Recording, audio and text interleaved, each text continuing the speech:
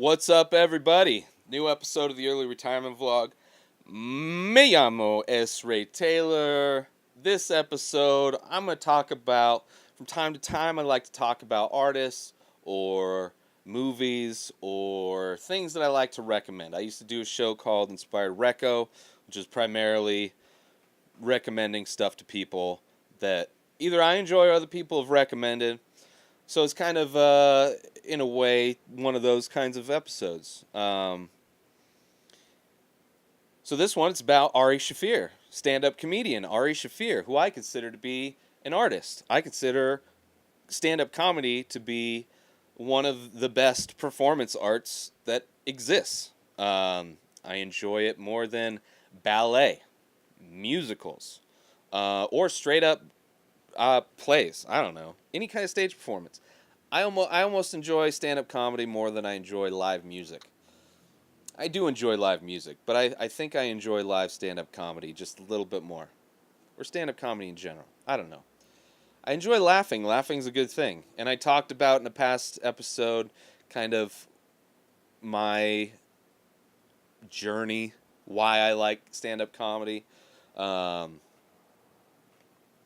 Ari Shaffir is one of those guys who I initially discovered on a podcast. Joe Rogan, him, Duncan Trussell, Tom Segura, Bert Kreischer, bunch of comics that I've discovered over the many years listening to Joe Rogan's podcast.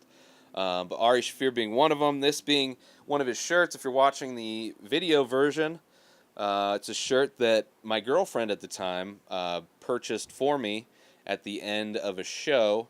Went and saw Ari Shaffir at the Comedy Store in La Jolla on 420, probably around 2011, 2012, 2010, somewhere around there. Tony Hinchcliffe opened. I've talked about this and constantly forget about the third guy that was there. So that was the first time I'd seen Ari's comedy at all. And I went with my girlfriend at the time, and then my co-host at the time, Justin King, and then my roommate at the time, Gustavo. So we all went, and I was really nervous just because, I don't know, I hadn't been to a live comedy event in I think it was my first time going to see live comedy in a club. Like I'd gone to, when I was younger, gone to see comedy in theaters, but never in a club. So this was my first time in La Jolla. Super rich. It's completely different than the LA Comedy Store. The area of La Jolla is there's a lot of money. So I don't know. I was kind of nervous going. One, because I'd never heard his comedy before, so it's like I hope he's funny. I enjoy his podcast. He does the Skeptic Tank, which is a podcast that he's been doing for years. And I enjoy him on other shows, so I was very hopeful, but I didn't know any of his comedy. So go in, fucking hilarious. And since then, he's put out like 3 specials. Revenge for the Holocaust, I believe, was his first one. What was his second one? I forget the name of his second stand-up special, but his third one, which is just newly added to Netflix, Double Negative. I think his second special, I believe, was released on Comedy Central, because he had a show on Comedy Central. Well, the show's still there, but he's no longer with the show. This Is Not Happening, which is kind of a fitting name considering what ended up happening, allegedly. Ari's never discussed it on on podcasts, but people have made their hypothesized. They've hypothesized certain things, and he's kind of hinted at certain things. And because he decided to release his new double special, Double Negative, on Netflix instead of Comedy Central, where his show is, Comedy Central decided to say, fuck you, get the fuck out of here. So they recast. He was the host of the show also, but I guess they own the show, so they are keeping everything. It's a great show. This is not happening. It's a show Ari started just at clubs years before it became a TV show. And then I think it first initially was just a web series for them over at Comedy Central, and then later became the full thing. And it's been, I can't imagine creating something from the ground up like that. And he's even talked about, how he was like the buffer from the network and the comics that would come on to tell stories. And he was very pure about the art form of storytelling. And he was able to craft something that's very unique, which is probably going to go downhill now that he's not involved, I would imagine. But yeah, he still does. That show is called, when he does the show in live venues, which he was doing before it was a TV show.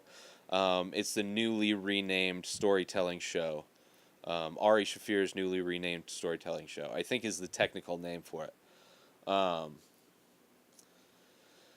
yeah, so I first, saw him do stand-up, and his set was great, and then listened to his podcast. He's been on a bunch of podcasts, and when his show got picked up, it was... He's had a lot of... regulars. The paid regular was the special before Double Negative, paid regular. And this was one that he filmed at the Comedy Store, and he had at the end, the beginning of one of his podcasts, I can't remember the episode, he told the story of him and the Comedy Store and his journey to become a paid regular at the store, and just the low moments, the struggle, the constant worry and doubt that was trying to keep him from doing it. It's like anybody doing anything. Me doing this, podcasting and artwork, it's not all fucking roses and cherry plums and all that bullshit. It's like people don't want to give you money. People don't want to.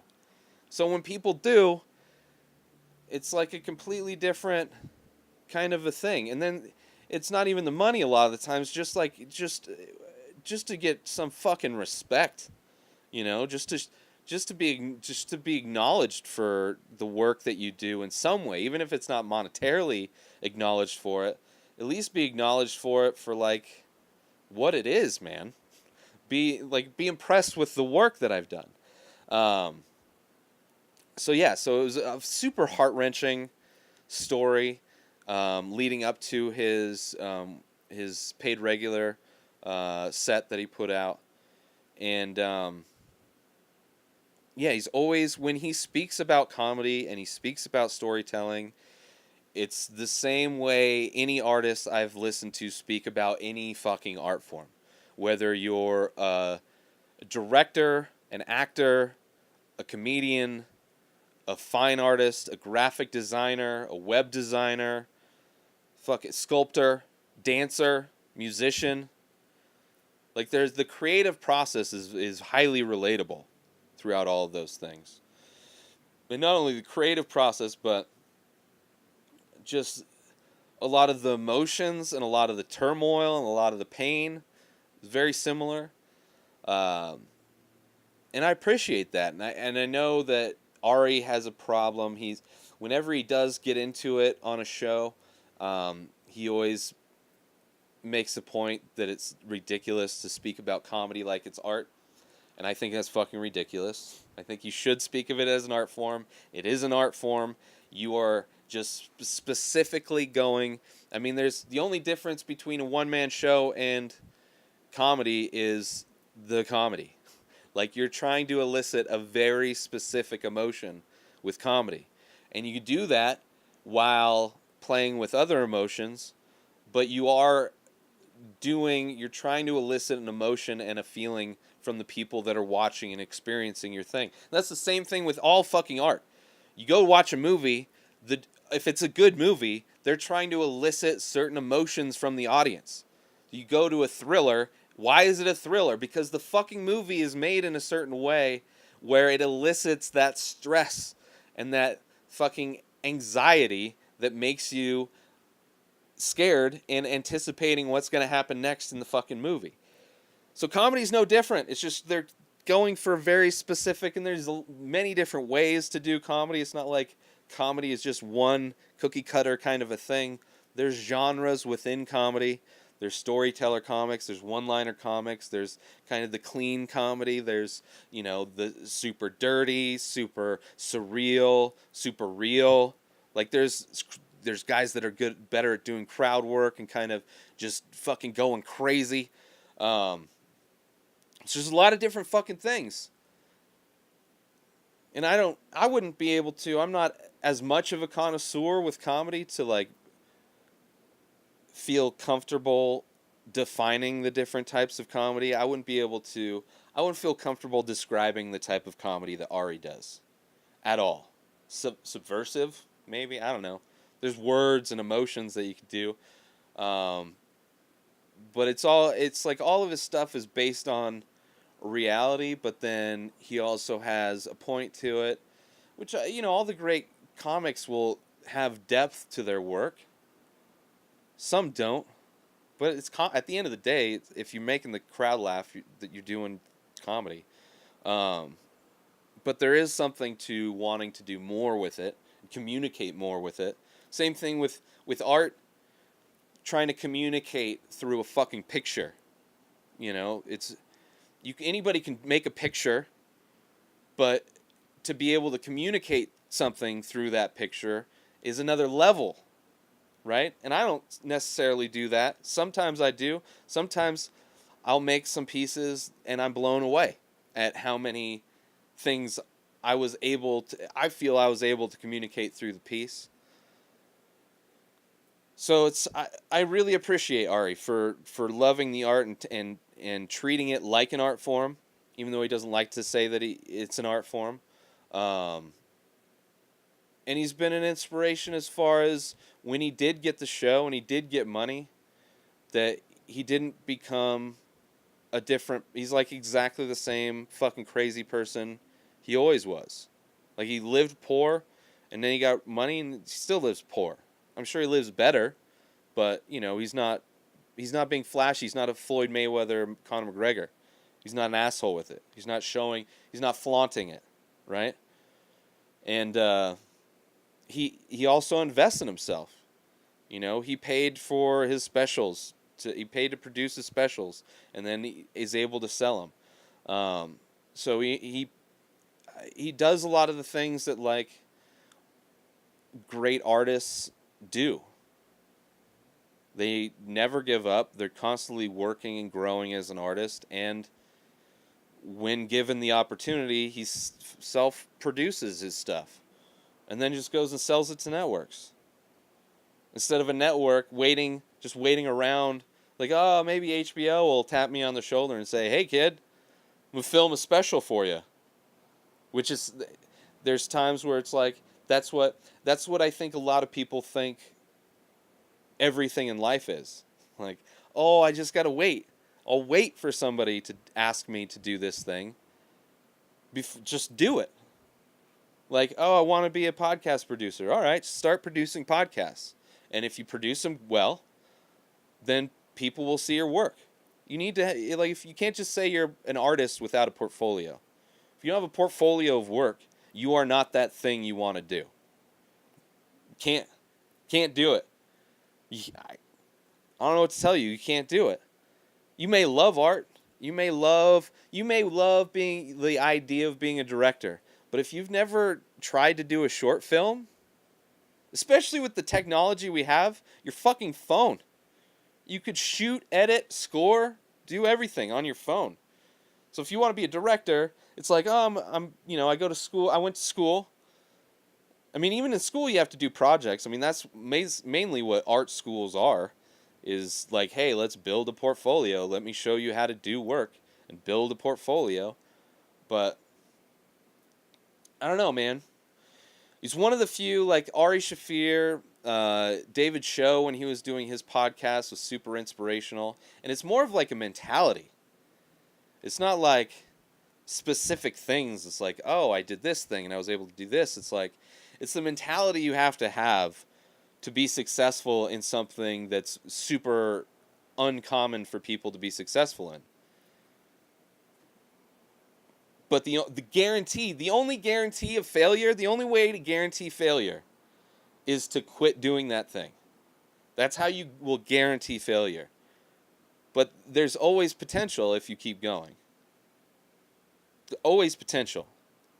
You know, I've done, with the Inspired Disorder podcasts, we're up to 360 episodes, right? Over the course of fucking 9 years, right? 8 years. Portfolio. You know, before I did my art series, this ink series that I've started to do, you know, I had work before that. You know, I'm completely trying a new style and trying new things. Like, I've never done a series before. I've never done this much work with ink and paper besides sketchbook drawing stuff. So it's completely new. But I had work before that. I had a bunch of acrylic paintings that I had done. I'd done murals. I've done graphic design. Like, I've done a bunch of stuff because I like doing it. Not because I've been waiting for somebody. It's not because somebody told me to do it.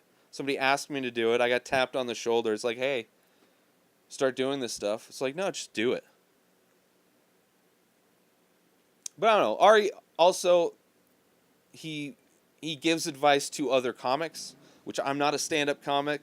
There's been times in my life where it's like, thought maybe, but I don't know. That's not, I don't have the, if I wasn't doing everything else, then maybe, right? Maybe I'd do that. But it's still interesting to hear because the advice isn't that different. You know, being creative, following your passion, not wavering on your passion. Although there's a difference between collaborating with somebody and letting somebody give you notes on your artwork, telling you how to change your artwork. You know, holding strong on what you believe in as far as what you're doing creatively. Especially with show business. I can't imagine like trying to do a show or a movie and you have all these business people who only care about money and numbers of some sort, very on the other side of the brain than creativity, but yet they want to fuck with people's stuff. Can't do that. You gotta let artists be artists, right? You gotta, and it's like you can't. Real artists, let real artists be artists. Then there's fake artists, the puppet artists, which you'll see in pop music, where it's just like a pretty face that knows how to sing, but they have, 30 writers, 20 producers, like they're manufactured, like in sync. Those weren't artists. I mean, they had potential to be artists, and they did artistic things, but they were a manufactured fucking thing. You're not getting real art from that. There's no real art coming from in sync fucking pop music. No art coming from that. There's no experimentation. There's nothing new. It's all generic candy bullshit. Whatever. So anyway, it's my episode on Ari Shaffir. Double negative. Oh, another thing, which I love Ari does. He pays for art. He when he was going on the road a lot, which he stopped going on the road. He was selling shirts like this one, and whoever designed this shirt, which I don't know who designed it. I'm sure it says somewhere on there, but he paid people for their shirt designs. And then for a while, he wasn't paying people for Photoshops because, it doesn't take any time to do Photoshop. Which, if you're good, like me, I can crank out a bunch of Photoshops. Sure. But I'm not going to do it if you're going to respect somebody who does art for a t-shirt, but you're not going to do one who does art for promoting your podcast. I mean, a podcast episode, he's not making as much money as just selling, hundreds of shirts. So since he started doing that, I've submitted a couple for his podcast. He hasn't used any of them yet, but I did a few for Double Negative on Netflix, and he enjoyed all three. I did three of them, and he used one so far and paid me for it. It's right when it went up. Is right when the $20 went into my PayPal account, and then he said he's going to use at least one more, which is cool. I could have done. I just wanted to give him a few options because I didn't know. I knew that his special was about adulthood and childhood, but I didn't know necessarily the subject matter or how they were related or what was going on. But that's knowing what I knew. I kind of hit the nail on the head a couple times with actually all three of them kind of work. But I'll be curious to see. You can see all three of them on my Instagram, or you can see the one I did. It was Freaky Friday movie poster where I put his face on fucking those two actresses. Can't remember. Yeah. So I appreciate that. I appreciate that he changed his mind on paying people who do Photoshop. And I'm looking forward to doing more Photoshops for him. It's just being home when he needs them and being at my computer. But yeah, I enjoy Ari Shaffir. It's a great comic. Never talked to him. He's never been on my podcast. But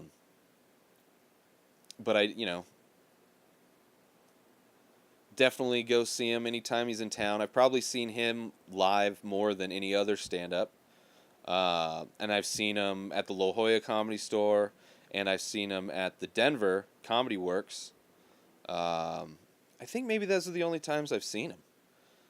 I want to say I've seen him one other time, but I don't think he ever did any of the Ice House shows, those Death Squad shows that I was at. I think that may be the only two times I've seen him. Maybe I saw him at the American Comedy Company. So I saw him Mary Comedy Co. in San Diego, La Jolla Comedy Store, and Denver Comedy Works. And it's always great, I love stand-up comedy. He's one of my favorite. And his special, as far as specials right now, like his special is right up there, with Rogan's and Burr's and Tom Segura. I enjoy it. And as far as like these comics that are putting out two specials at once, like Dave Chappelle put two out, although his weren't related, he just put out two specials. One was recorded like a year and a half ago, and the other one has been recorded more recently. And then so it was two complete different hours, versus Ari's, which are thematically linked, kind of. And they were shot. He ran those two shows with an intermission all over the place. So the U.S., overseas, he's been doing comedy everywhere. Which traveling, Ari. So after all this stuff, he's films this Double Negative, right, last year. Films it, shoots it, edits it. And then he's like, I'm taking off, not doing the road. I'm going to go, I'm disappearing. And I think at first it was just supposed to be for a few weeks, and then he ended up disappearing for 4 months. And, it was crazy when he was gone. Like, everybody's like, nobody can get a hold of him. He had no contact with anybody. He got rid of his smartphone years ago. He's only had a flip phone. I don't know. He's doing things completely different than anybody else is doing things. And it's inspiring to me, and it seems like it's inspiring to a lot of other comics, which is cool, man. It's always cool when somebody comes out and fucking handles the day-to-day of the business different. Maybe not the day-to-day, but handling the overall business different than everybody else is. He doesn't need any of that shit. He can already do stand-up. He's set. All that shit is extra. He just wants to make good art, which I'm all for it. If he had a Patreon page, I would donate to it. Well, I do buy his merch. I go watch him live. But yeah, that's it. Go check out Ari Shaffir. And if you do want to donate to artists, you can donate to me over at patreon.com/inspireddisorder. I make fine artwork. I do photoshops. I do graphic design. I do everything. Everything. I've never hired anybody to do anything for Inspired Disorder. It's all in-house, except for the shirts. JR, word up to JR, who works with Ari. I don't know if he still does. JR Steiner out in Arizona. JR Customs, check it out. JR spelled JAYARR. He screen prints the shirts that I designed. But other than that, I do all of my work. Web design, graphic design, editing, filming, fucking everything. So if you want to show some fucking respect, patreon.com/inspired disorder. Donate $1. $1 a month. That's it. Just $1. If you want to donate more, you can, and you will get perks. But just go and donate $1. Because that helps. And then tell your friends, hey, check out this dude's work. Look how much fucking work he does. He's going to be huge someday, and we're getting in on the ground floor. We get to support this guy before he gets huge. Not like fat huge wise, but just like eventually somebody's going to start giving a fuck, right? You follow me on Twitter at Ray Taylor. Not only Twitter, but on Instagram at Ray Taylor for both. Links to everything are at inspireddisorder.com, including all the artwork that you can buy and purchase. Original artwork, one of a kind. That's it. Thank you all very much. I appreciate you all. Thank you for subscribing and listening. I'm out of here. Another episode of Early Retirement Vlog in the books. I'm out. Peace.